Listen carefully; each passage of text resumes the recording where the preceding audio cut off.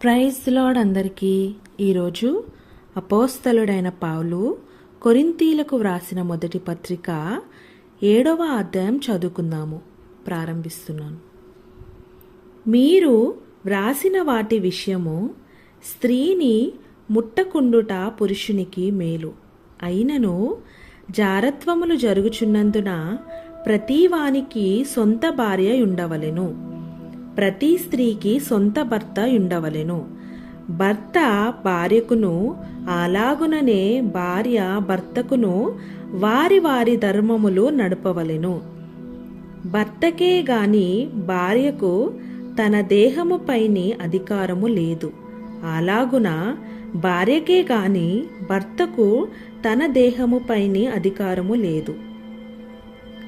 ప్రార్థన చేయుటకు మీకు అవకాశము కలుగునట్లు కొంతకాలము వరకు ఉభయుల సమ్మతి చొప్పుననే తప్ప ఒకరినొకరు ఎడబాయకుడి. మీరు మనస్సు నిలుపలేకపోయినప్పుడు సాతాను మిమ్మను శోధింపకుండునట్లు తిరిగి కలిసికొనుడి. ఇది నా హితోపదేశమే గాని ఆజ్ఞ కాదు. మనుషులందరూ నా వలె ఉండగోరుచున్నాను. అయినను ఒకడొక విధమునను మరియొక విధమునను ప్రతి మనుష్యుడు తనకున్న కృపావరమును దేవుని వలన పొంది ఉన్నాడు. నా వలె నుండుట వారికి మేలని పెండ్లి కాని వారితోనూ విధవరాండ్రతోనూ చెప్పుచున్నాను. అయితే మనస్సు నిలుపలేని ఎడల పెండ్లి చేసుకొనవచ్చును. కామతప్తులగుట కంటే పెండ్లి చేసుకొనుట మేలు. మరియు పెండ్లి అయిన వారికి నేను కాదు, ప్రభువే ఆజ్ఞాపించినదేమనగా, భార్య భర్తను ఎడబాయకూడదు. ఎడబాసిన ఎడల పెండ్లి చేసుకొనకుండవలెను, లేదా తన భర్తతో సమాధాన పడవలెను. మరియు భర్త తన భార్యను పరిత్యజింపకూడదు. ప్రభువు కాదు, నేనే తక్కిన వారితో చెప్పునదేమన, ఏ సహోదరునికైనను అవిశ్వాసురాలైన భార్యయుండి ఆమె అతనితో కాపురము చేయ నిష్టపడిన ఎడల అతడు ఆమెను పరిత్యజింపకూడదు. మరియు ఏ స్త్రీకైనను అవిశ్వాసి అయిన భర్తయుండి ఆమెతో కాపురము చేయ నిష్టపడిన ఎడల ఆమె అతన్ని పరిత్యజింపకూడదు. అవిశ్వాసి అయిన భర్త భార్యను బట్టి పరిశుద్ధపరచబడును, అవిశ్వాసురాలైన భార్య విశ్వాసి అయిన భర్తను బట్టి పరిశుద్ధపరచబడును. లేని ఎడల మీ పిల్లలు అపవిత్రులై యుందురు, ఇప్పుడైతే వారు పవిత్రులు. అయితే అవిశ్వాసి అయిన వాడు ఎడబాసిన ఎడబాయవచ్చును. అట్టి సందర్భములలో సహోదరునికైనను సహోదరికైనను నిర్బంధము లేదు. సమాధానముగా ఉండుటకు దేవుడు మనలను పిలిచియున్నాడు. ఓ స్త్రీ, నీ భర్తను రక్షించెదవో లేదో నీకేమి తెలియను? ఓ పురుషుడా, నీ భార్యను రక్షించెదవో లేదో నీకేమి తెలియను? అయితే ప్రభువు ప్రతివానికి ఏ స్థితి నియమించెనో, దేవుడు ప్రతివానిని ఏ స్థితి యందు పిలిచెనో ఆ స్థితి యందే నడుచుకొనవలెను. ఈ ప్రకారమే సంఘములన్నిటిలో నియమించుచున్నాను. సున్నతి పొందినవాడెవడైనను పిలువబడెనా, అతడు సున్నతి పోగొట్టుకొనవలదు. సున్నతి పొందని వాడెవడైనను పిలువబడెనా, సున్నతి పొందవలదు. దేవుని ఆజ్ఞలను అనుసరించుటయే ముఖ్యము గాని సున్నతి పొందుటయందు ఏమీయూ లేదు, సున్నతి పొందకపోవుటయందు ఏమీయూ లేదు. ప్రతివాడు ఏ స్థితిలో పిలువబడినో ఆ స్థితిలోనే. దాసుడవై ఉండగా పిలువబడితివా, చింతపడవద్దు గాని స్వతంత్రుడగుటకు శక్తి కలిగిన ఎడల స్వతంత్రుడవగుట మరీ మంచిది.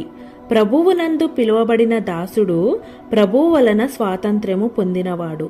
ఆ ప్రకారమే స్వతంత్రుడై ఉండి పిలువబడినవాడు క్రీస్తు దాసుడు. మీరు విలువ పెట్టి కొనబడినవారు గనుక మనుష్యులకు దాసులు కాకుడి. సహోదరులారా, ప్రతి మనుష్యుడును ఏ స్థితిలో పిలువబడునో ఆ స్థితిలోనే దేవునితో సహవాసము కలిగి ఉండవలెను. కన్యకల విషయమే ప్రభువు యొక్క ఆజ్ఞ నేను పొందలేదు గాని నమ్మకమైన వాడనై ఉండుటకు ప్రభువు వలన కనికరము పొందినవాడనై నా తాత్పర్యము చెప్పుచున్నాను. ఇప్పటి ఇబ్బందిని బట్టి పురుషుడు తానున్న స్థితిలోనే ఇండుట మేలని తలంచుచున్నాను. భార్యకు బద్ధుడవై ఉంటివా విడుదల కోరవద్దు, భార్య లేక విడిగా నుంటివా వివాహము కోరవద్దు. అయినను నీవు పెండ్లి చేసుకొనినను పాపము లేదు, కన్యక పెండ్లి చేసుకొనినను ఆమెకు పాపము లేదు. అయితే అట్టివారికి శరీర సంబంధమైన శ్రమలు కలుగును, అవి మీకు కలుగకుండవలెనని కోరుచున్నాను.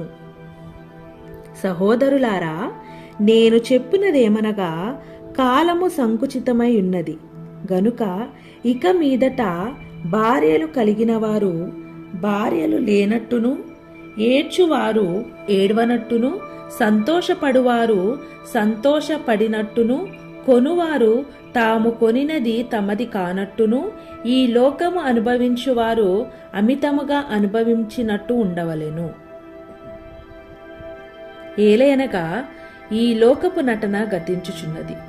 మీరు చింతలేని వారై ఉండవలెనని కోరుచున్నాను. పెండ్లి కానివాడు ప్రభువును ఎలాగు సంతోష పెట్టగలనని ప్రభువు విషయమైన కార్యములను గూర్చి చింతించుచున్నాడు. పెండ్లి అయిన వాడు భార్యను ఎలాగు సంతోష పెట్టగలనని లోక విషయమైన వాటిని గూర్చి చింతించుచున్నాడు. అటువలనే పెండ్లి కాని స్త్రీయు కన్యకయు తాము శరీరమందును ఆత్మయందును పవిత్రురాండ్రై ఉండుటకు ప్రభువు విషయమైన కార్యములను గూర్చి చింతించుచుందురు గాని పెండ్లి అయినది భర్తను ఎలాగు సంతోష పెట్టగలనని లోక విషయమైన వాటిని గూర్చి చింతించుచున్నది. మీకు ఉరియొడ్డవలెనని కాదు గాని మీరు యోగ్య ప్రవర్తనులై తొందర ఏమీయూ లేక ప్రభువు సన్నిధానవర్తనులై ఉండవలెనని ఇది మీ ప్రయోజనము నిమిత్తమే చెప్పుచున్నాను.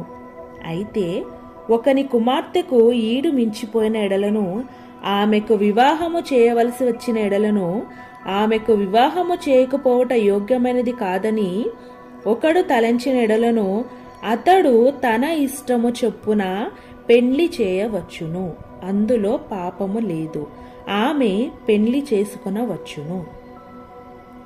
ఎవడైనను తన కుమార్తెకు పెండ్లి చేయనవసరము లేకయుండి అతడు స్థిరచిత్తుడును తన ఇష్టప్రకారము జరుప శక్తి గలవాడునై ఆమెను వివాహము లేకుండా ఉంచవలెనని తన మనస్సులో నిశ్చయించుకుని ఎడల బాగుగా ప్రవర్తించుచున్నాడు.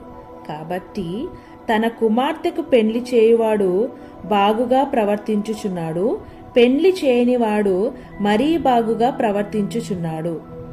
భార్య తన భర్త బ్రతికి ఉన్నంత కాలము బద్ధురాలై ఉండును.